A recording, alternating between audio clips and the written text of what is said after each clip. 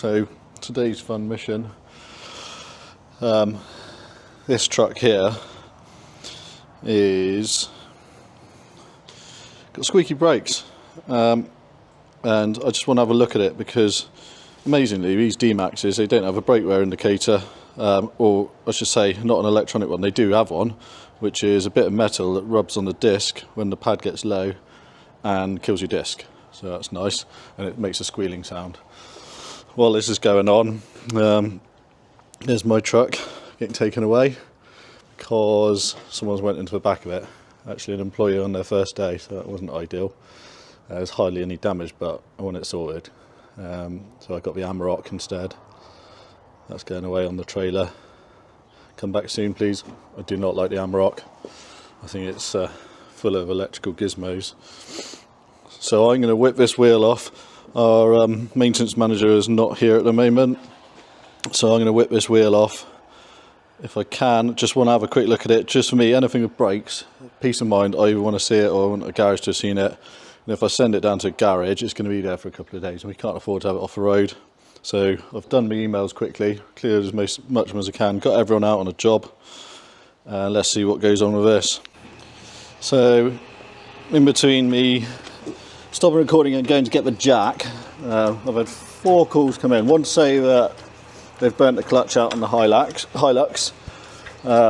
Another to say we finished securing a tent, so that's a good thing. And another one to say they're missing side poles on their tent, which needs taking out. And the last one was to say they can't locate a cable, underground cable, and that has all happened within the space of 5 minutes.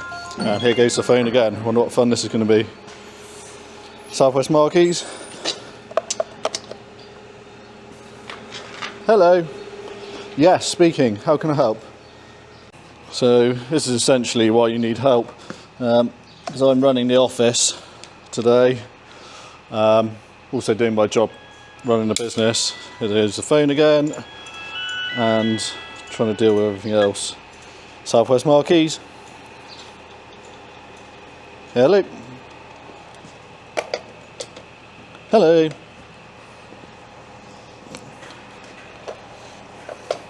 I've got loads available, but I'm so flat out. I'm out on site myself. Yeah, well, probably not really, because someone sorted it out and everything.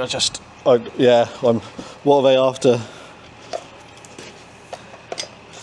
Yeah, unfortunately, I'm just too busy and I can't process anymore. Yeah, apologies. Cheers. Bye.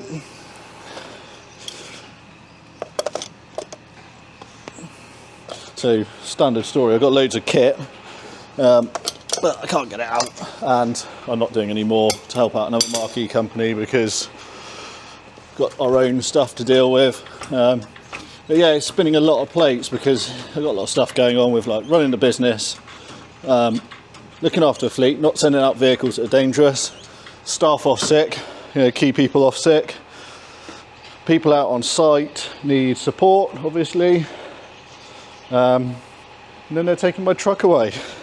If you know me, you know it's my pride and joy, that truck. And a lot of people will say this, but it is true. You cannot get enough people. We've got so much work and so much kit. It really makes me sad that we cannot get enough people to do it. It's a real shame, But this day when apparently there's people out of work, the economy is struggling, maybe the government might make it a bit more attractive to employ people.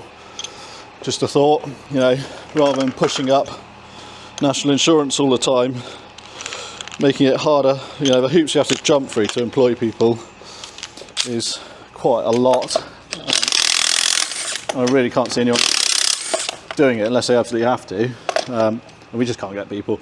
There's also a lot in the news of people saying about how these horrible companies trying to get people on 0 hours contract. I can't get anyone to sign a 40-hour week contract. Well, I can get some, but 90% of the people who come here don't want 40 hours a week. Your old, back in the day, your students who come for the summer, work all summer, flat out, that doesn't happen. It's very rare.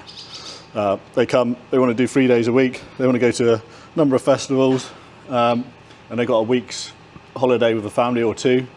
So out of a 8-week holiday, they'll work 2-3 weeks, which I'm not blaming, that's just how different. But that is, it makes running this business very hard, where you need seasonal staff. We used to get lots of lovely Lithuanians, amazingly hardworking, good guys, highly qualified. We had 11 at one stage, absolutely brilliant. Obviously, that's not possible anymore because of Brexit. Even the Australians, it's really hard to get them in. We had Jakey boy from Australia, who's great for 2 years. He can't get back in now, can't get a visa extension. Does make you think, what's going on? Do they want us to run these businesses and employ people and do some stuff for the economy, or do they just want us to not bother? It does feel like this country, the option is just don't bother. That's me being depressed on a Friday doing 3 people's job, I guess. But it's the honest truth. You have these moments running a business. I also have moments where I think it's the best job in the world. I love my job, I honestly do. But there are sides of it that it just sometimes you wake up and you think, why am I doing this? All I ever do is make other people, rich really. Tax man, he's got his hand out all the time. The banks, and the bigger you get, the more people seem to want to, oh, we're going to do your HR for you at £1,000 a month. We're going to do your fleet trackers, and you need to have this, you need to have that. First aid, everyone here is qualified first aid. And it's not the price of the courses, it's the price of having a day off work to do it. And the other one which got me the other day, you cannot watch a vehicle back into a loading bay unless you are a qualified banksman. Probably should say banks person now, but so you've got to sit in front of a computer screen for 3 hours, watch a video on how to do it. And that's, it was about 100 quid a person or something to learn how to watch a vehicle back. What the hell? Yeah. Do you think they're doing that in China, where they're wiping the floor with us in their economy? Do you think they're making them qualified? I get it, you've got to be safe, and we do really prioritise safety here. In what's a difficult environment for safety, we do really try hard. But what the hell? Get a life.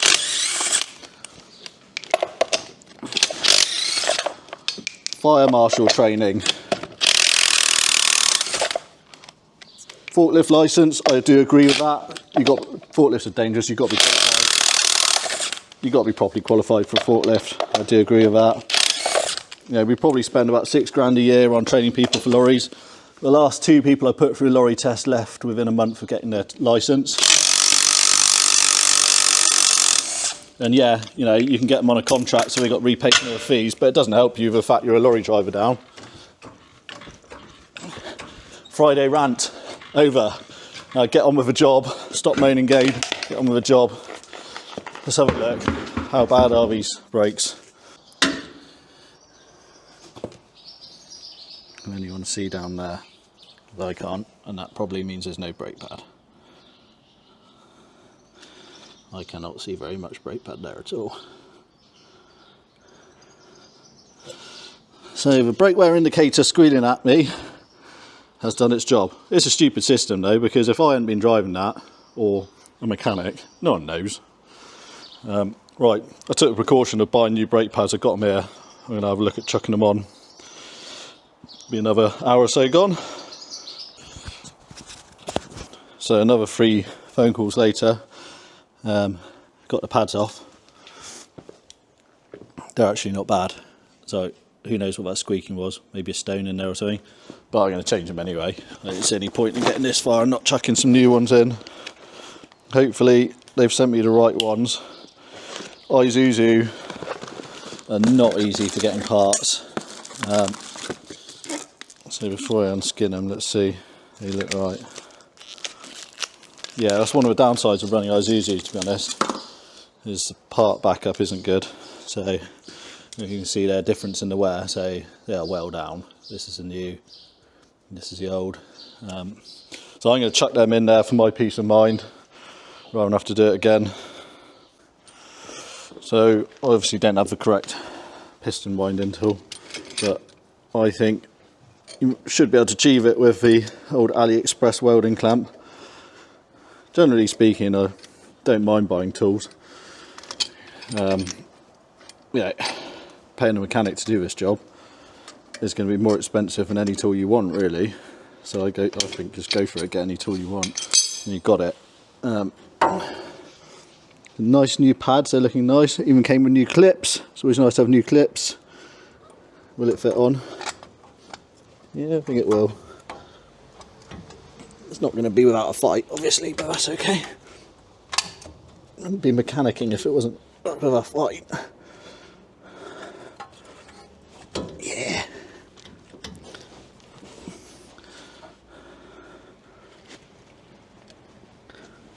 Someone's driving in the yard. I wonder who that is. Hopefully that's Tom. I come back to say the tent he checked it all good. It got windy last night, so I sent him out this morning to check a tent. It's nice to go and check preemptive rather than wait for bad news. So he's been out, checked it, and it's all nice. So Tom's just pulled back in. Don't know if you can see him in there. He's come back from a little mission this morning. Where have you been, Tom? Cream tent in Radstock. To do what? To make sure it was safe. It's up on a hill and want to make sure it's not too windy. It's extremely exposed, isn't it? You can see for miles. Yeah, it's quite windy up there, to be fair, but it's a solid tent. All the straps and ratchets are tight. Everything's secured. So this is the sort of place we work. I think you can see Chew Valley Lake just down in the distance. Tent's getting laid out. The fridge tucked back there. Finally found it, got the toilet here. That's the Amarok.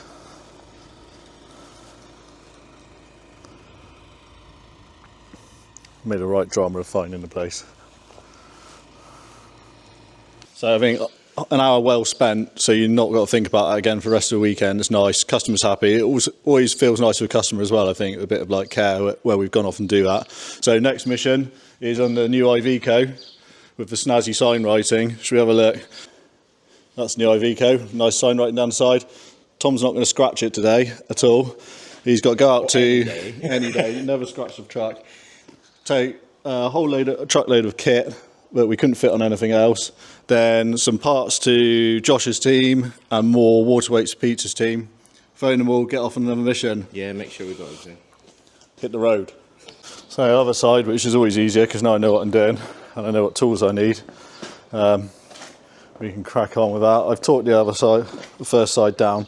I'm a firm believer in torquing wheel nuts correctly. I've seen what can happen if you don't. Our uncle driving down the M5 and his wheel came off because the garage had over-torqued them, stripped the studs or stretched the studs. The other thing I'd say about Fleet Check, which is good, is the customer service. If you phone them, you'll get to speak to someone straight away. I've never not been able to speak to someone, and I've asked some stupid questions, and they've never made me feel stupid. There was one time I phoned them because I said, half our drivers aren't showing on the license check platform, and they couldn't understand what I was saying. In the end, I had to go on to screen share to see what I was talking about.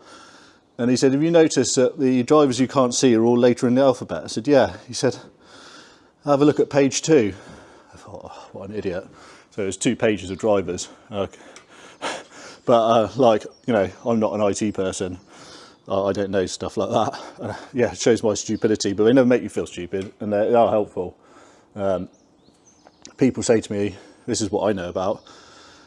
How do you know about all this sort of stuff? Well, the answer is I grew up poor. I could never afford anyone to work on cars for me. So over the years, I've just had to do it. I've always said, you're rich when you can afford to pay someone else to work on your vehicles. That's never happened for me, and it probably never will do. But at least I'll never be stuck on the side of a road, really, without an idea at least of how to fix it. Right. Currently an hour into 10-minute job now. This one stud has let go of the hub and it won't come off.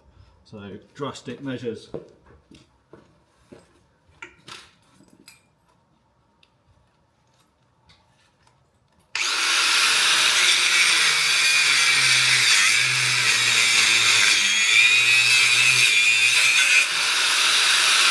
And why does this always happen to me? I don't know. So should come off now. Yeah, thank you. I've ordered a replacement part from Compass Tractors. So this stud here has let go of the back of the hub. It's probably really hot now. So I'm going to have to put a new one on there. Compass Tractors, they do an Isuzu dealership, they're really helpful. They put the part on one side. We're going down there tomorrow anyway. Hopefully I don't have to take the whole hub off just to get that stud in. Looks to me like you probably do. So that's where I'm going to leave it for the day. I'll have a tidy up now. All of it's in pieces. I have to come all the way back there to get that one stud out. And then that's all the parts. That's now the brake disc off. I've got to now split the brake disc and the hub in order to get the new stud in. So I'll get the new stud tomorrow. Then I'll have to take it to my mates to get the borrow his bearing press, or I might just get annoyed and buy a bearing press, to be honest. It's a useful bit of kit to have. And put it all back together again. Yay! So I'm going to tidy up now, get on with my actual job, see what other disasters happened today. It's all gone a bit quiet now. I haven't had any phone calls for any disasters for an hour or maybe, which is nice. I just wanted to point out that the exercise, you might think, why don't I just send it to a garage? And you're quite right, I should. The problem is, we used to have a mechanic who pretty much worked for us, and we were his biggest customer, and this vehicle would have been in and out in the same day. That's not the case anymore. We've got a user garage, which are good, but we have to fit in with their workload, and I'm sure, especially with the parts required to fix this, we wouldn't have seen this vehicle for a good few days. They probably can't even get the parts as quick as I can. I can get them quite quick, so I've got a good relationship with Compass Tractors. So it's not about money saving, it's about getting the vehicle back out on the road, which hasn't worked out in this case. If that one wheel stud had come out alright, this would have been drivable again this afternoon, which you're never going to get from a garage. It's just a shame it hasn't worked out that way today, but we keep trying. So it's all back together. I actually turned it around quite quickly, to be honest. Got the part on the way back from a job. Been to see my mate Rick at West End. He pressed the hub apart for me, pressed it back together. Times like this where you need friends, help each other out. I had a bit of a word with myself. I'm in a better mood now. I don't know, I think maybe quite a few other people, if you run a small business, might experience these times when you think things are just stacked against you. Let me know if you've experienced it yourself or whether it's just me. But good end. It's ready for the weekend now. We're starting to sort out the vehicles. We diesel everything up, load them up for Monday. We're having the weekend off as just one person on call, and then it'll be back to another week of marking, and I'm feeling quite positive about it again.